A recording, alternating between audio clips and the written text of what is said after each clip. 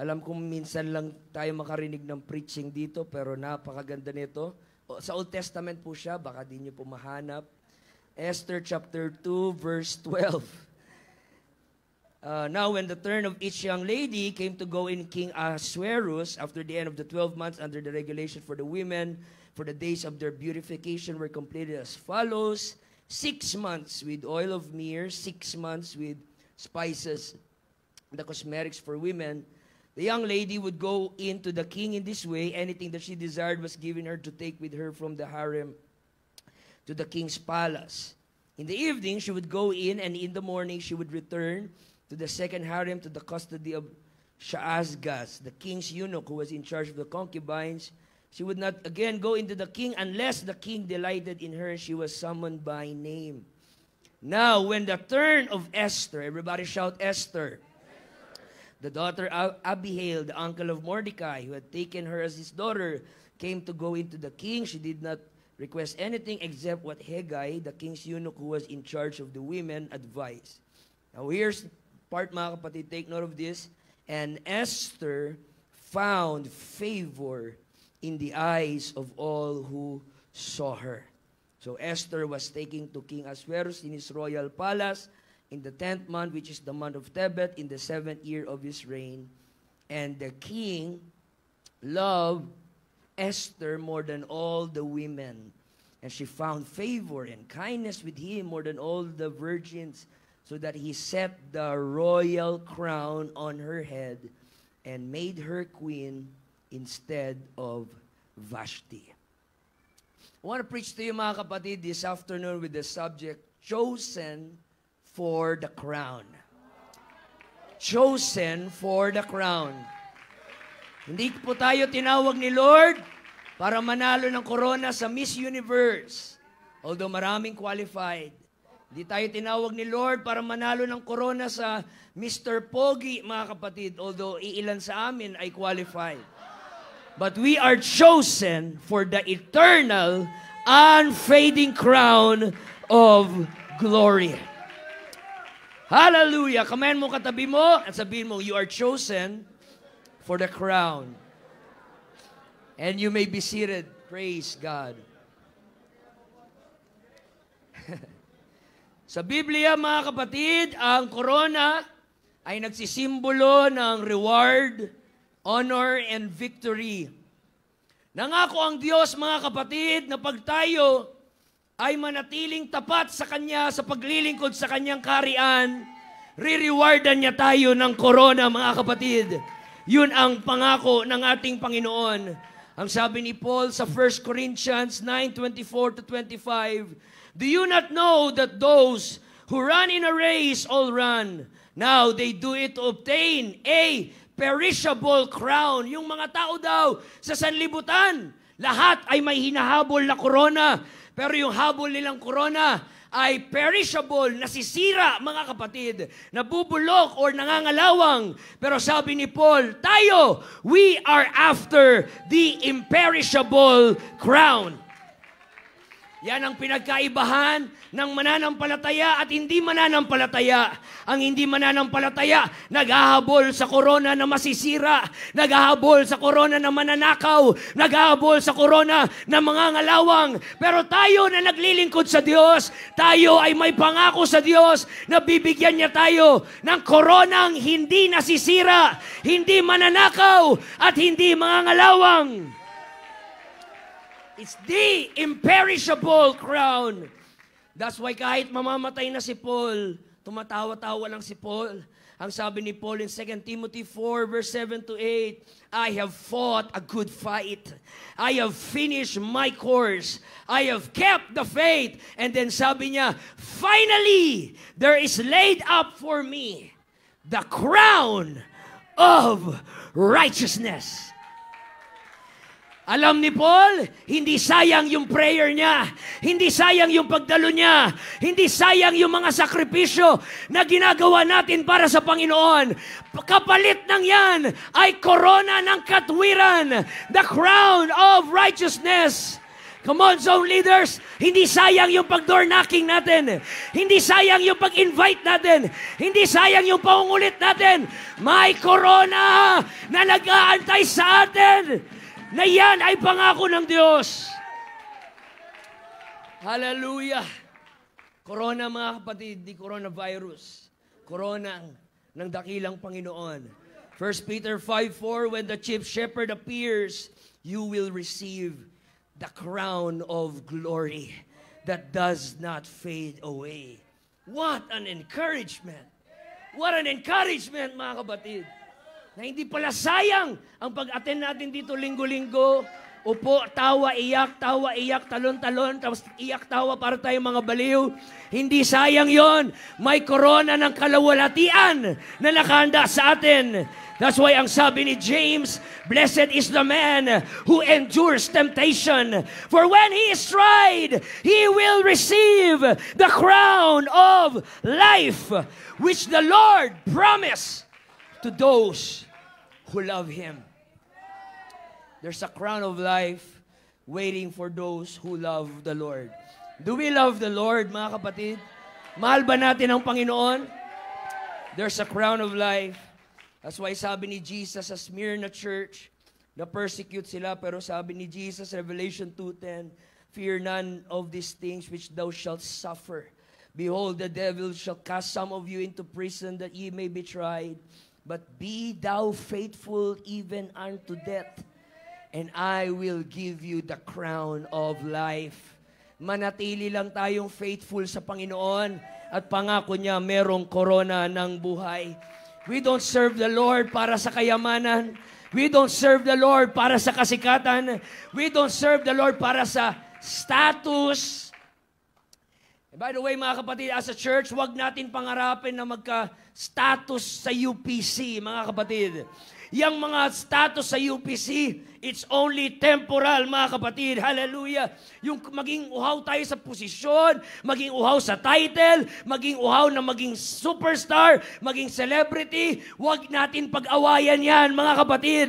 Ang ipaglaban natin ay ang korona ng buhay na ire-reward ng ating Panginoon. Let's not fight for the position. Let's fight for the crown of life, the imperishable, the unfading, the crown of righteousness.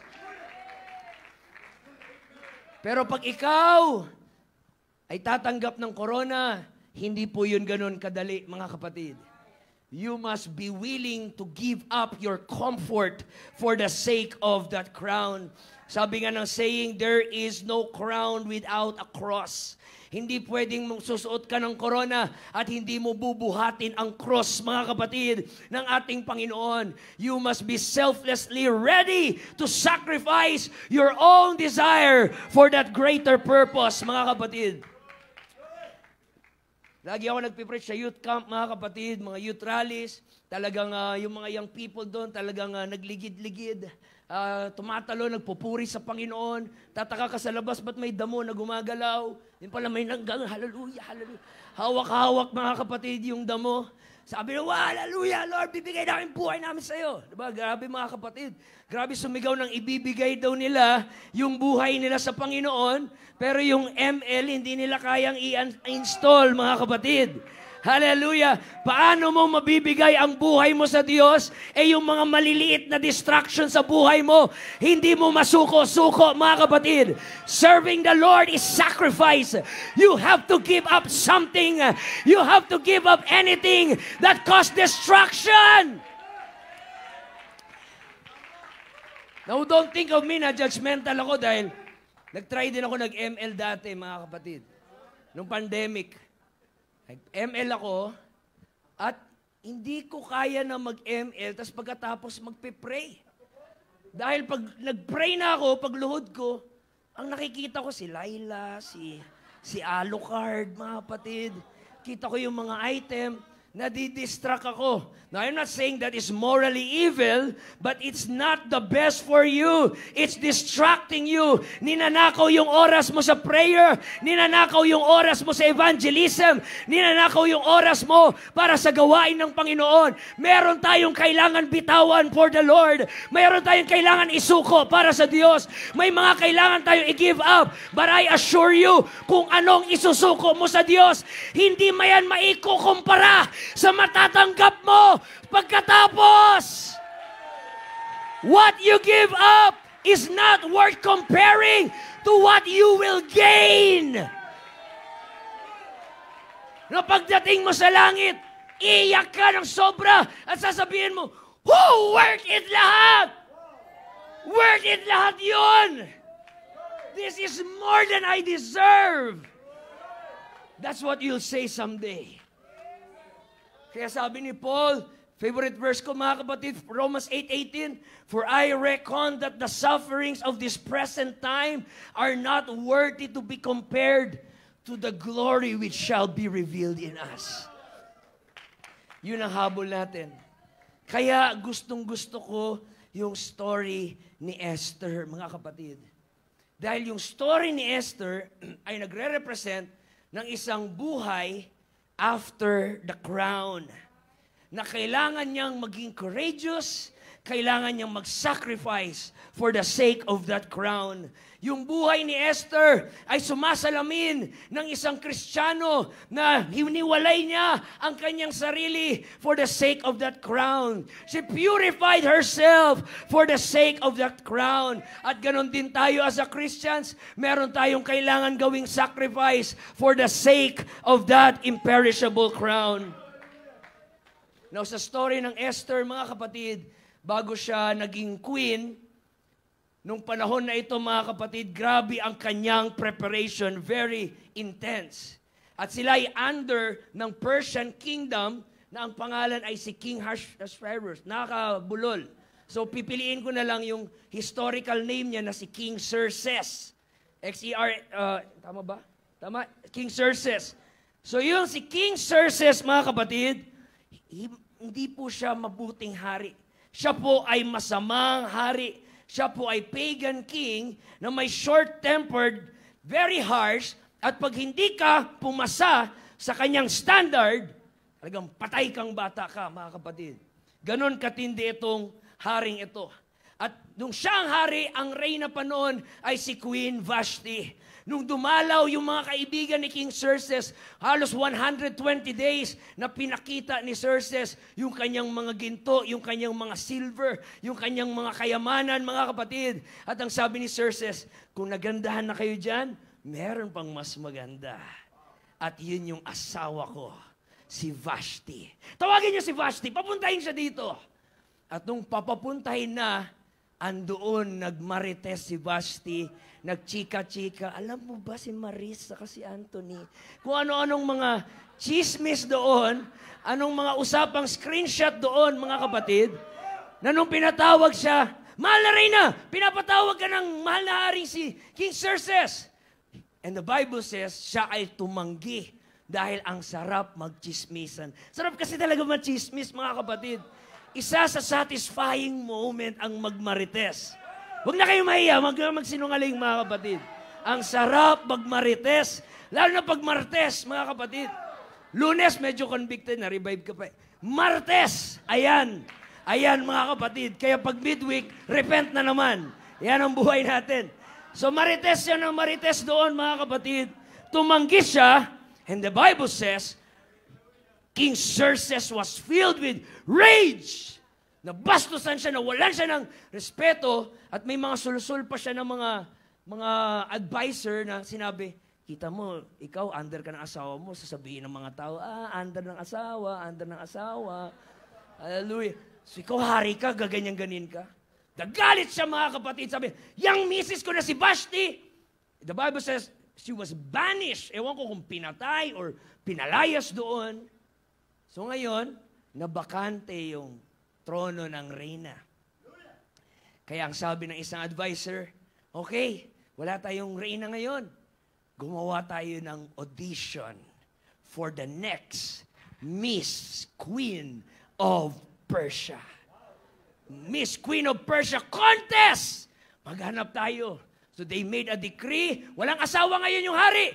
Single siya ngayon. Available siya. Sinong gusto mag-audition para papalit? Lahat ng mga magaganda doon naglabasan, mga kapatid. Lahat ng mga sexy doon naglabasan. May maputi, may maitim, may mga chinita, mga kapatid. Buti wala ka pa noon, Brother Bobby. Talagang maano yung mata mo doon. Sobrang dami magaganda.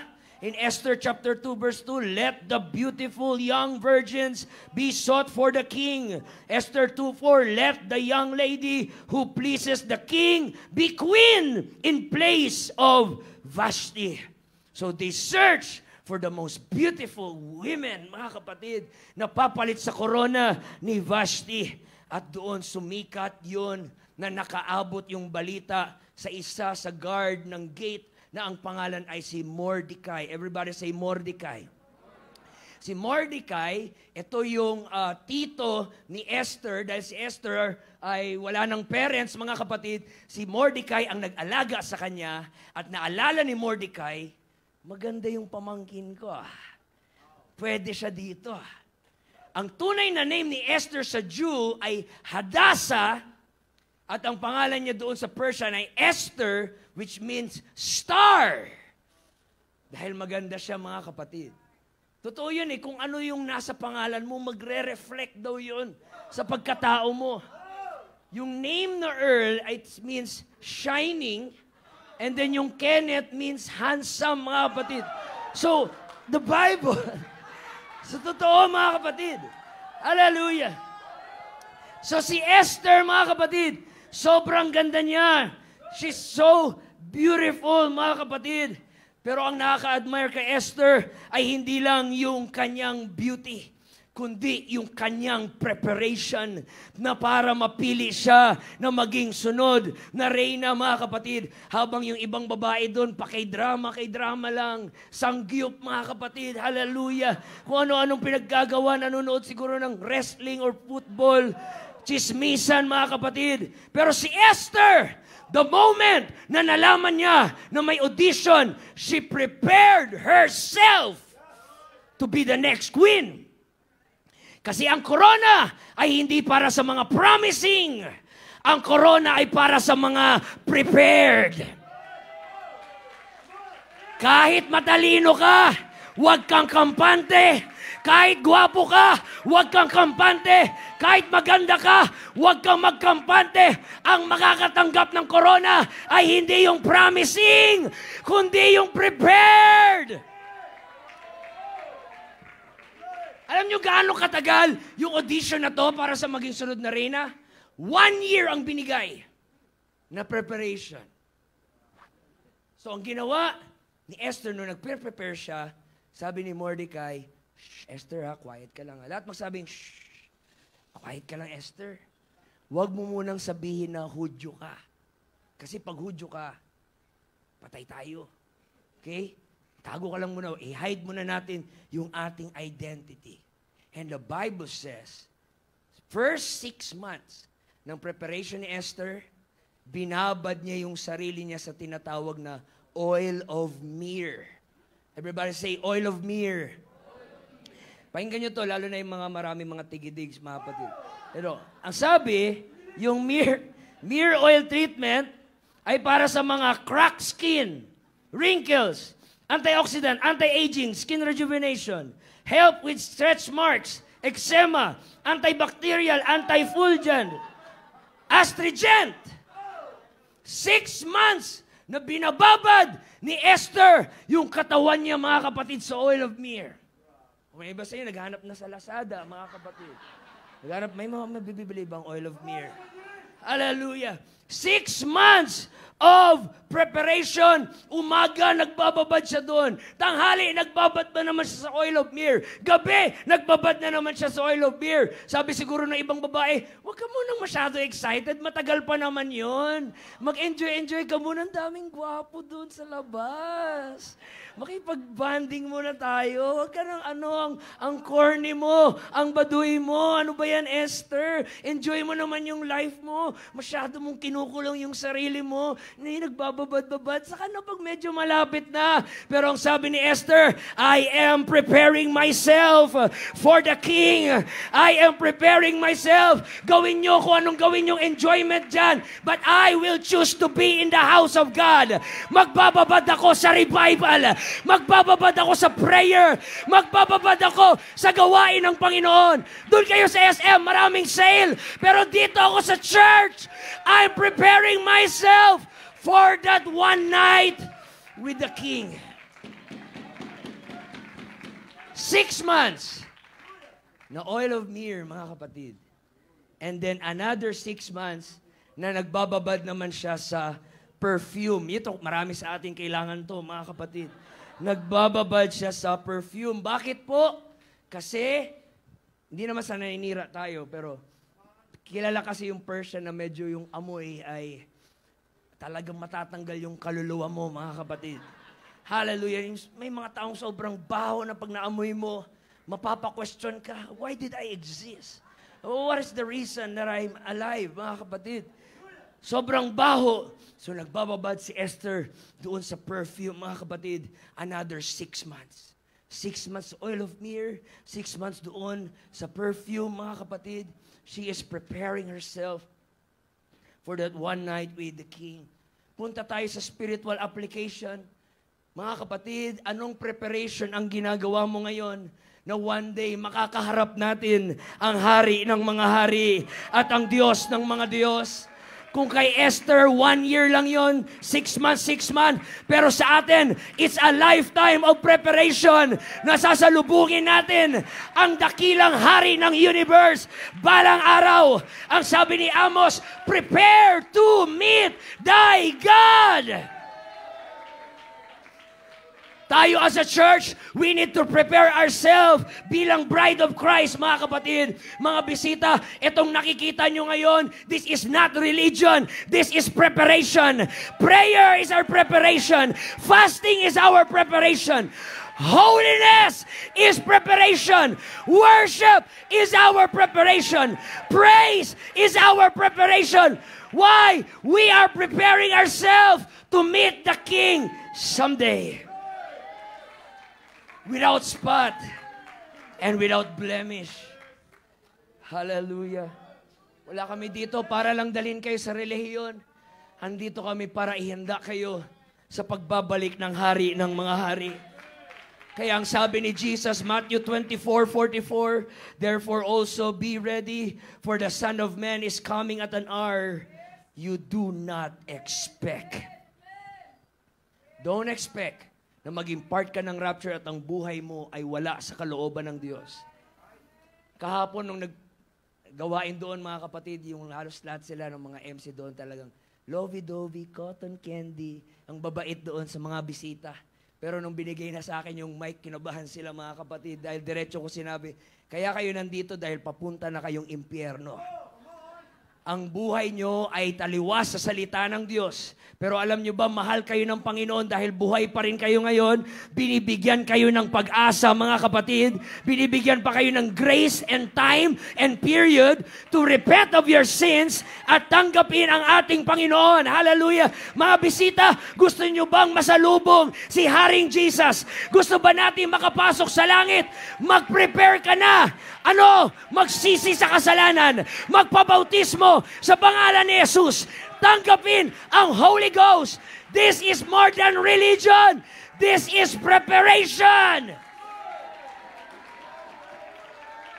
Sino excited ma-meet ang Panginoon? Sino excited ma-meet ang Panginoon? Huwag ka lang umupo dyan ng D4. Huwag ka lang umupo dyan ng tahimik at tulala at inaantok. I'm gonna meet Him someday. One day we're gonna see Pastor Ray. One day we're gonna see Kuya Michael up there. We must be ready any minute now for the sound of the trumpet.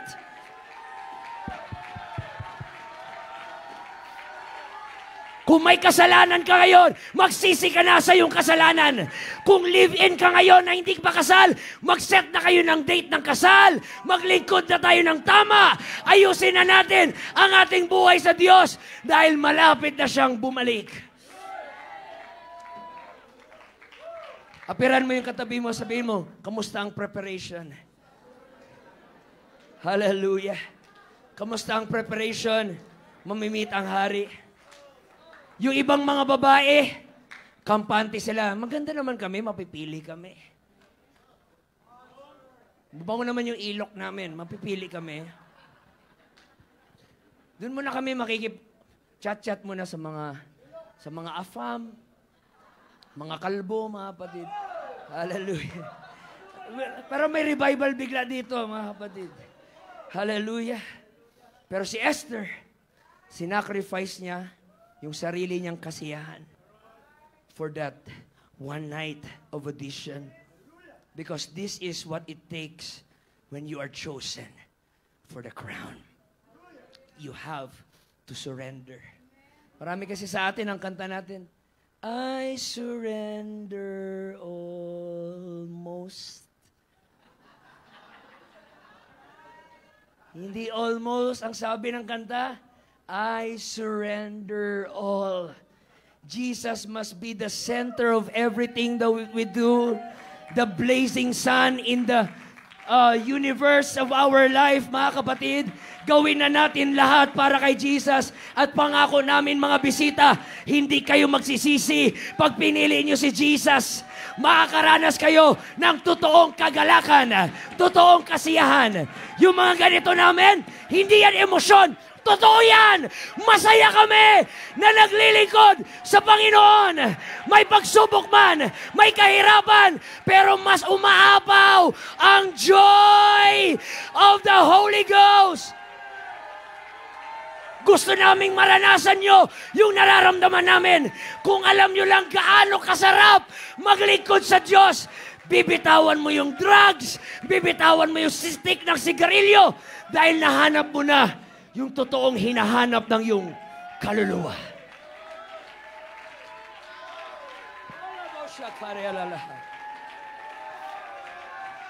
Wala akong pake anong uso ngayon sa mundo.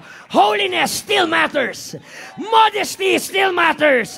Sanctification matters. Prayer still matters. Devotion still matters. Studying the Word of God still matters. Nagbago na ang lahat. Pero hindi yung ating preparation. Sina mga kapatid, Revelation 16:15, sabi ng Panginoon, Behold, I am coming as a thief. Blessed is he who watches and keep his garments, lest you walk naked and see his shame. Huwag mo hayaan ang mga entertainment ng mundong ito, amusement, secularism ng mundong ito ay nakawin ang devotion mo sa Diyos. James 5:9, Be patient, therefore, brethren, establish your hearts, for the coming of the Lord draweth nigh. Luke 12:35-36, Let your waist be girded and your lamps keep burning, and you yourself be like men who wait for the master when he will return from the wedding. We must be prepared. Now, after 12 months, nagbunga yung sacrifice ni Esther. Hindi naging sayang yung kanyang preparation. Hindi naging sayang yung sineperate niya muna yung sarili niya sa kasiyahan ng mundong ito. Hindi naging sayang yung pagbababad niya doon sa oil of myrrh at sa perfume, mga kapatid. Hallelujah. Dahil nung dumating na yung araw ng audition, mga kapatid, nakaganon si Xerxes. Kumakain ng popcorn. Habang nagpilay audition, pangit, next. Pangit, Pangit, ang daming peklat. Next. Pangit, laki ng butas ng ilong, next. Ang dami, mga kapatid, hanggat na bored na lang siya. Ano ba ito? Ba't mura naman ganito itong mga to? Walang nakapasa, mga kapatid. Pero nung si Esther na, nung umapak na doon si Esther, something in the atmosphere started to change. That the Bible says in Esther 2:15, lahat ng nakakita kay Esther, they found favor in the eyes of Esther. Kahit mga babae, halabe, ang ganda niya. Ganun, mga kapatid. Kahit yung mga maskulado, mga sundalo, talagang, uy, chicks gado. Pambira. Sino yan? Lahat, mga kapatid, nagtitinginan. They found favor in the eyes of Esther, mga kapatid. Kanina, amoy kanal. Pero nung pumasok si Esther, parang siya yung air freshener. Shhh! Biglang bumango, mga kapatid. Esther, sobrang bango niya. Sobrang ganda niya, mga kapatid. And it was at this moment, nagtagpo na yung mata ni Xerxes at ni Esther. At nung nagtagpo yung kanilang mata, parang dalawang mundo ang nagtagpo, mga kapatid. Hallelujah. Kanina ang lakas ni Esther, nabitawan niya yung popcorn niya, mga kapatid. Kanina ang lakas niya, bigla siyang nanghina, parang naging bading na siya, mga kapatid. He felt so weak. Yung puso niya nagputukan na parang fireworks. Sumabog, mga kapatid. Sinubukan ni Xerxes, huwag tumingin. Pero tinatraidor siya ng mata niya. Napapatingin siya. He can't take his eyes off her. Hallelujah. Biglang nung dumating si Esther, parang nagka-music doon, Brother Bobby. Why do birds suddenly appear every time you are near? Just like me, they long to be. Ano ba yan? Ba't kalbo naman tong Esther na to? Close to you. Sobrang ganda, mga kapatid, ni Esther. At nung naamoy pa ni Xerxes, talagang, nahalo siya ng hina, mga kapatid, hanggat nakulapse siya. Ganun. Kalabas yung dila niya. Malari, kamusta ka naman? Ando nakalalaw na yung dila niya, mga kapatid. Dahil sobrang bango ni Esther. It was a magical moment, mga kapatid. Ngumiti si Esther. Salamat, di siya bungi, mga kapatid. Ngumiti si Esther, hallelujah. Parang nagkakulay yung mundo ni Xerxes. Parang may kidlat na bumagsak sa kanya, mga kapatid. Ang dami niyang nakitang babae, pero wala siyang nakitang higit pa at papantay pa kay Esther. Yan ang mangyayari pag nagpe-prepare ka, mga kapatid, sa hari. Yan ang mangyayari pag lagi kang nagbababad sa presensya ng Diyos. Papasok ka sa office mo, sasabihin nila, may kakaiba sa'yo na hindi namin maintindihan. Papasok ka sa school nyo, sasabihin nila, may something sa aura mo na hindi namin ma-explain. Tuwang-tuwa kami sa'yo. What is that? That is the favor of the King when you always spend your time in His presence. I hope sana lahat tayo dito ma-in-love na magbabad sa presensya ng Diyos. Na masasabi natin, gaya ni David, hallelujah. Ano yung sabi niya? Nakalimutan ko. Better is one day in your courts than 1,000 elsewhere. No, wala ka, Panginoon. One thing I desire that I will seek after, that I may dwell in the house of the Lord, to behold the beauty of the Lord, and to inquire in His temple. So nagbunga ang preparation ni Esther, mga kapatid. Upo muna kayo. Hindi pa tapos ang palabas. At nakoronohan si Esther to be the new queen of Persia. Pero hindi pwedeng doon magtatapos yun. Hindi pwedeng walang kontrabida. Yung kontrabida, yan ang nagpapaganda ng kwento eh. Pag walang kontrabida, hindi liliwanag yung bida eh. Kailangan may kontrabida talaga para doon mo makikita, mga kapatid, yung kakayahan ng bida. At nung dumating, andun yung kontrabida na si Haman. Let everybody say Haman. Si Haman, ito yung, narcissist. Feeling gwapo, mga kapatid. Lahat ng gwapo, say praise the Lord. Yan, parang ganyan, mga kapatid. Feeling gwapo. Gwapong-gwapo siya. Kasi kanang kamay siya ni King Xerxes. At dahil gwapong-gwapo siya, gusto niya i-worship siya ng lahat ng dadaan sa kanya. Sabi niya, dapat luluhod kayo! Lord! Hindi niya isa-isa. Lahat lumuluhod, mga kapatid. Haman, masarap na Haman. Luluhod sa kanya, mga kapatid. Pero merong isa doon na nakatayo na hindi lumuhod. At yun ay si Mordecai. Sabi ni Mordecai, matagal na panahon, tinago namin yung identity namin bilang Hudyo. Pero ngayon, pagdating sa worship, hindi ko i-compromise yung aking worship. May panahon, pwede tayong maging tahimik. Pero may panahon, kailangan nating manindigan at tumayo. Hindi ako luluhod sa kanino mang Diyos. Hindi ako luluhod sa kanino mang tao. Ang sabi ni Mordecai, there is only one God, and that God is the God of Israel. Gawin nyo na lahat na gusto nyo gawin. I will not bow. I will not worship. Sir Haman, tatrabaho kami sa iyo. Loyal kami.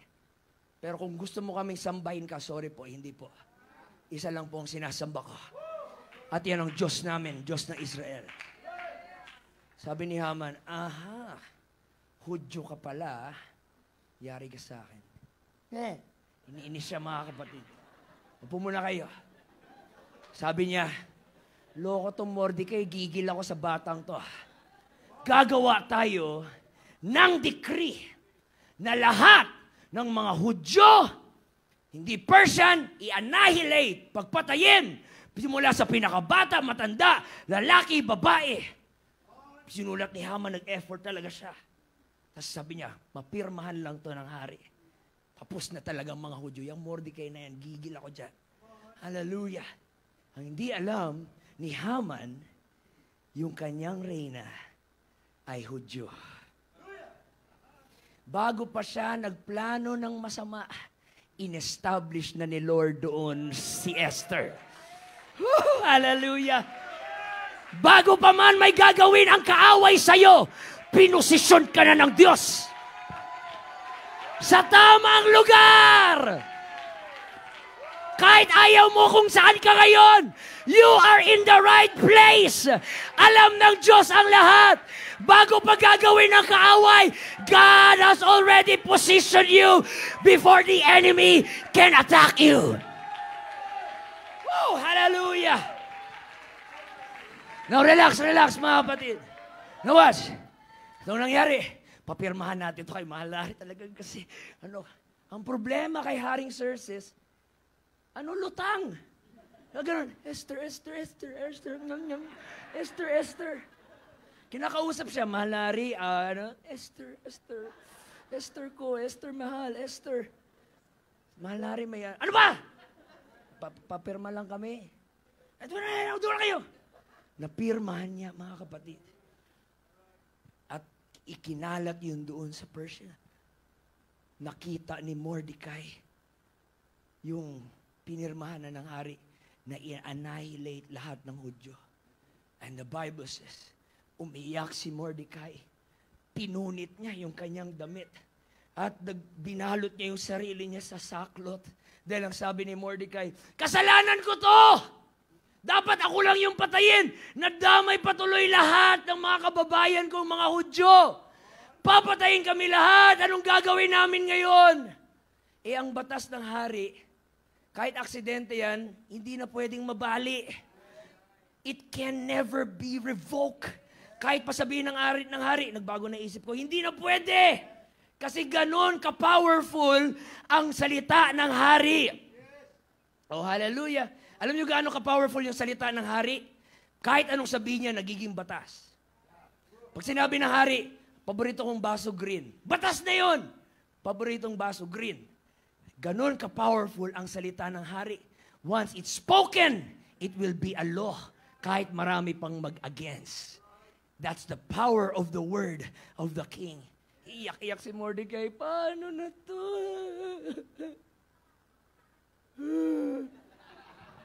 Wala kaming David, wala kaming Samson, wala kaming Gideon, wala kaming Jephthah, wala kaming Solomon. Who will fight for us?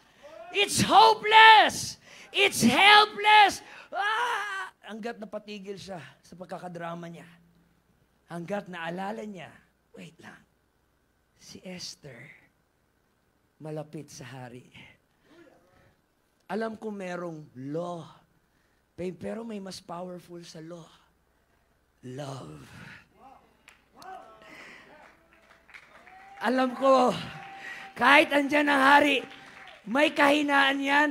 Di ba sa pelikula, kahit may desisyon na yung lalaki, pagdating sa higaan, pag sila ng dalawa, baka pwede mo namang andun yung asawa binabago yung isip ng asawa niya Baka gawin mo na lang dagdagan mo ng 1,000. Diba? Yun yung power ng asawa, mga kapatid.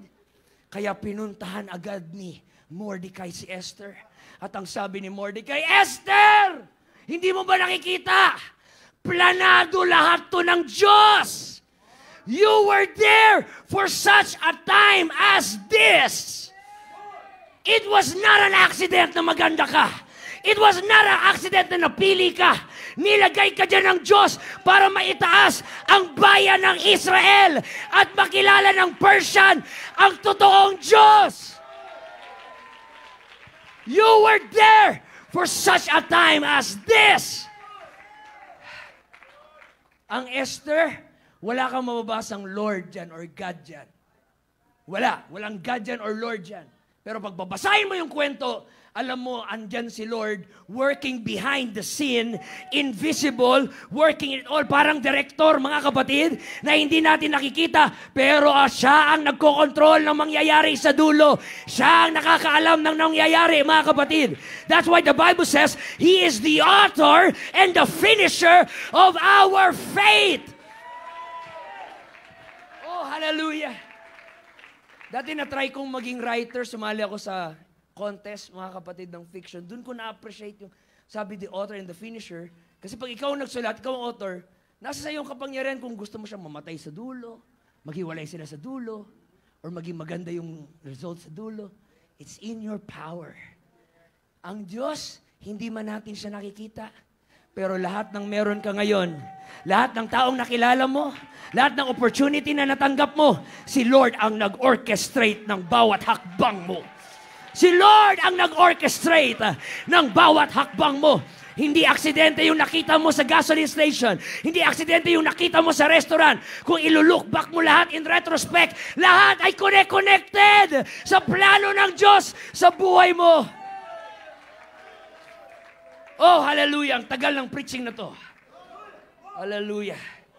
Tagal matapos, mga kapatid. Nawas, sabi ni Esther, pwede naman sabihin ni Esther, ikaw naman kasi, kalagot ka man kasi, nagganon-ganon ka pa. Sorry, pero bahala, problema nyo na yan, uy. Okay na ako sa palasyo. Ang lambot ng higaan. Ang sarap ng pagkain. Bahala, sorry. Pwedeng sabihin ni Esther yon. Pero dito nag-shine yung courage ni Esther. Sabi ni Esther, mag-fasting tayong lahat. For 3 days, mag-fasting tayo. Magfa-fasting din ako. Bakit? Kahit reyna siya, hindi siya pwedeng lumapit ng sa hari. Kailangan siya ay summoned. Siya ay ipinatawag. Pagsusugod lang siya doon na walang permission ng hari, pwede siyang patayin, mga kapatid. So, ang sabi ni Esther, mag-fasting ako ng 3 days. Mag-fasting kayo ng 3 days. At ito ang sabi ni Esther, yung iconic statement niya, if I perish, I perish. Mamatay kung mamatay. And that's what we call faith, mga kapatid. Yun ang totoong faith. Ang peking faith, yung pagsagutin to ni Lord, maglilingkod ako, pero pag hindi niya binigay, hindi ako maglilingkod. Hindi yun totoong faith. Ang totoong faith, sagutin man niya o hindi, maglilingkod ako sa Kanya. Kahit buhay ko ang kapalit, maglilingkod ako sa Kanya. Pagalingin niya ako hindi, maglilingkod ako sa Kanya. Ibigay niya ang pangailangan ko hindi, maglilingkod ako sa Kanya. If I perish, I perish. Do you have that kind of faith today? That you're willing to say, mamatay ko mamatay. Oh, hallelujah. Iba sa atin napagalitan lang, backslide na. Hallelujah. Nagtampo na mga kapatid. Pero si Esther, mamatay kung mamatay. Halika nga dito, Brother Bobby. Kunyari, ikaw si Xerxes. Saan si Sister, Sylvia? Tawagin mo nga. Esther! Halika, Sister Sylvia. Alright. Tama na. Nakakilig na, nakakakilig. Halika dito, Sister Sylvia. Hallelujah. Huwag mo na kayo masyado excited. Ikaw si King Xerxes. Ikaw po si Esther. Tayo lang po kayo dito, Esther. Hallelujah. So nag-pray, nag-fasting si Esther. Paano kaya siya makalapit sa hari? Ano kaya ang kanyang gagawin? Pero pagkasama mo ang Diyos, kaya niyang kontrolin kahit puso ng hari. Kahit puso ng politician, kayang kontrolin ng Diyos. Alam niyo ba ang sabi sa Bible? Wala pang hinihingi si Esther. Si Xerxes na yung nagabuntot-buntot sa kanya. Lapit ka sa kanya.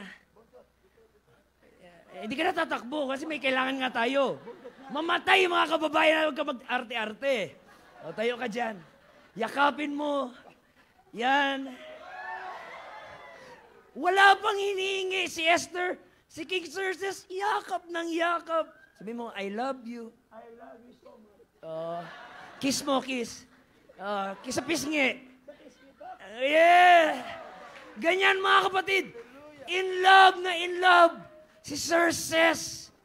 At wala pang sinasabi si Esther. Ginanon niya lang yung hair niya, mga kapatid. Ang bango-bango niya lang. Ang sabi agad ng hari, anong kailangan mo? Kahit kalahati pa ng kaharian, ibibigay ko sa iyo. That's what we call favor. Alam niyo ang favor? Hindi mo pa ipinagpipray, sinagot na ng Diyos. Hindi mo pa hinihingi, binigay na ng Diyos. That's what we call favor. Hindi mo pinipilit yung blessing. Hindi mo minamanipulate. Sabi ni Lord, masaya ako sa iyo. Gagawin ko na lahat. Lahat ng gusto mo. Hindi mo pa hinihingi. Di mo kailangan ng political connection. Di mo kailangan ng maging sip-sip, maging plastic. Pag may favor ka ng Diyos, sagot ka ng Diyos. Tayo muna kayo dyan. Upo muna kayo dyan. Tayo muna kayo dyan. Yung mga kapatid, nag-networking na rin ako kasi biglang evangelist parang nahirapan ako. Sa income, wala nang nag-i-invite sa akin masyado. Wala akong income. Lord, nag-ano na ako, kung ano-anong networking, power.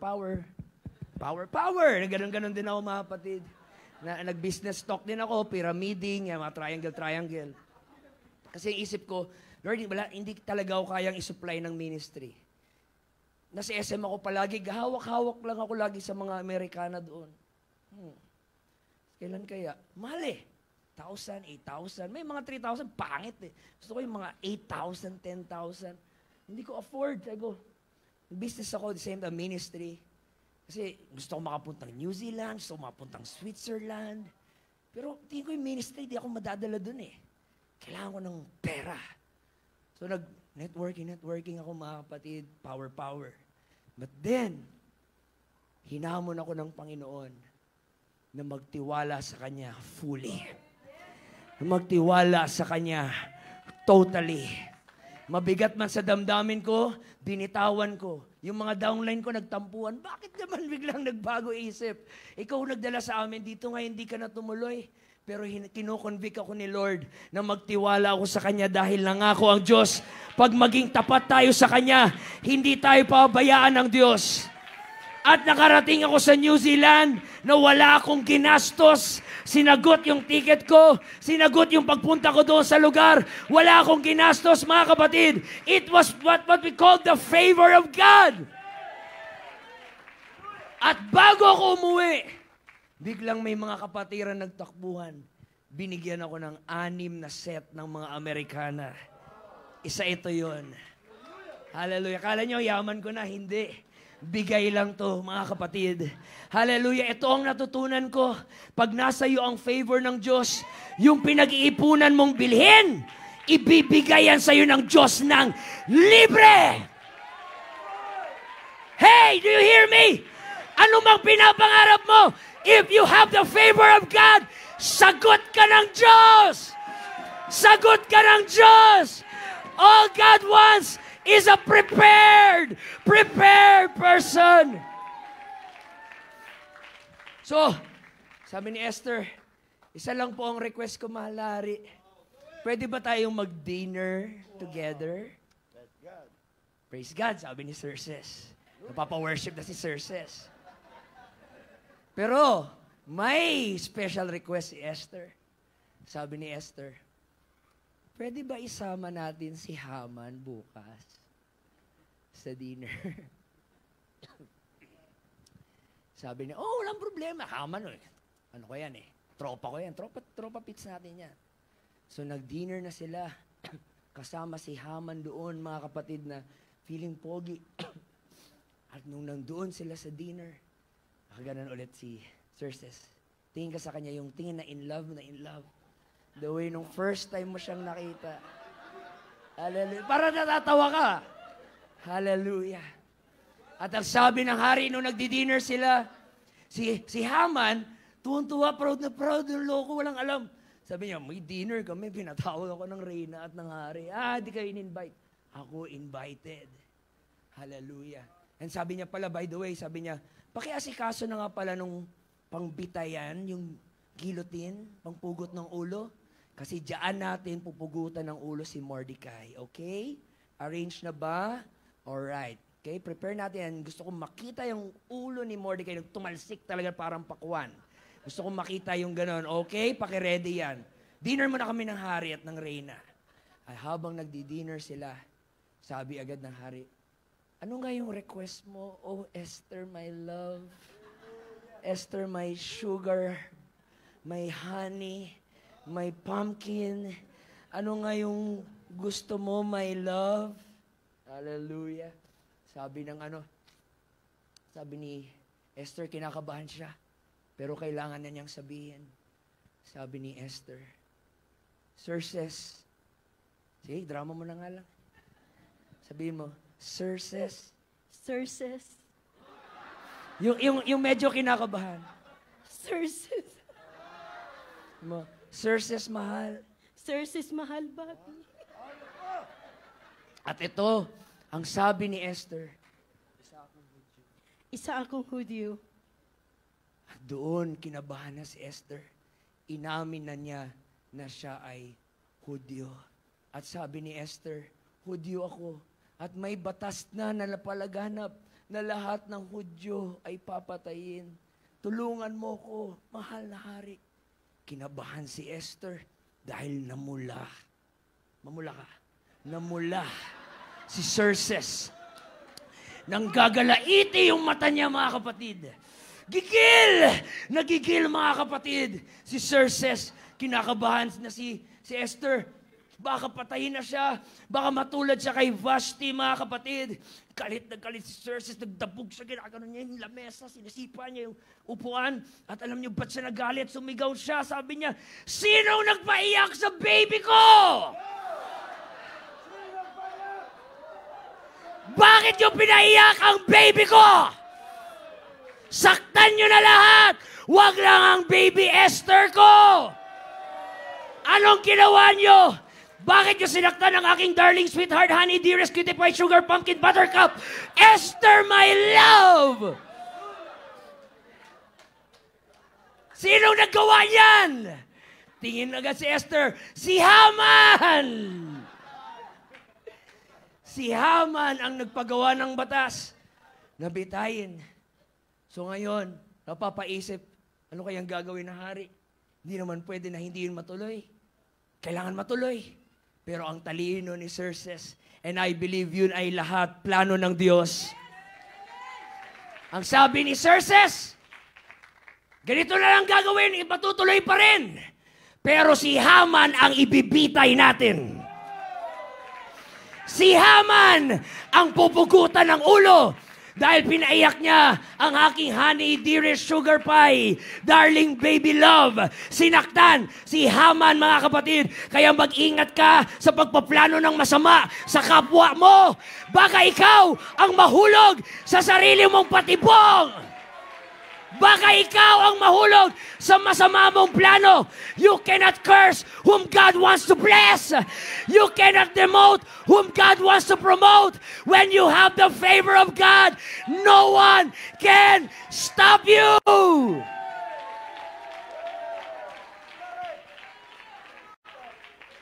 And the Bible says, and Haman ay doon dinala sa gallows na ginawa niya para kay Mordecai. Nagkaroon ng reversal. Di ba gano'n ang demonyo? Tatakutin ka, paplanuhin, nadalhin ka sa impyerno, pero sa huli, siya pala ang itatapon doon. Because we have the favor of the King. Now I'm about to close, mga kapatid. Kung si Xerxes na masamang hari ay nagawa yon dahil na-inlove siya kay Esther, bakit hindi tayo lumapit ngayon sa dakilang hari, sa mabuting hari, sa hari na puno ng grasya, and let us see how we'll pour out His favor into our lives. Remain standing. At ang nangyari, si Mordecai ay na-promote. Siya ang nagsulat ng Book of Esther. And isa sa dahilan, bakit nag-i-exist ang mga Hudyo ngayon? Dahil sa nangyari nung panahon na yan. Erase na sana ang Hudyo ngayon, wala na sana sila. But because of the courage and the faith of Esther, they were preserved until now. Revelation 19:17. Let us be glad and rejoice and give Him glory, for the marriage of the Lamb has come, and His wife has made herself, ano yan? Ready. I challenge you, mga bisita, baptism in water is the first step of being ready and prepared for the coming of the Lord. So you may ask, bakit tayo namumuhay ng may kabanalan? Bakit tayo namumuhay na may sanctification? Bakit tayo namumuhay ng may separation from the world? It's very easy. Because you are chosen for the crown. Let's lift our hands and let us worship the Lord for a while. Shakaralaba shakayarololoboko shaka. Ikaralamaka sakayarololoboko. Wala kang dapat katakutan. If you have the favor of the King, kontrol niya ang hangin, kontrol niya ang tubig, kontrol niya ang ulap, kontrol niya ang ibon, kontrol niya ang mga isda. Huwag kang matakot. Ang importante, have you pleased the King? If you please the King will perform.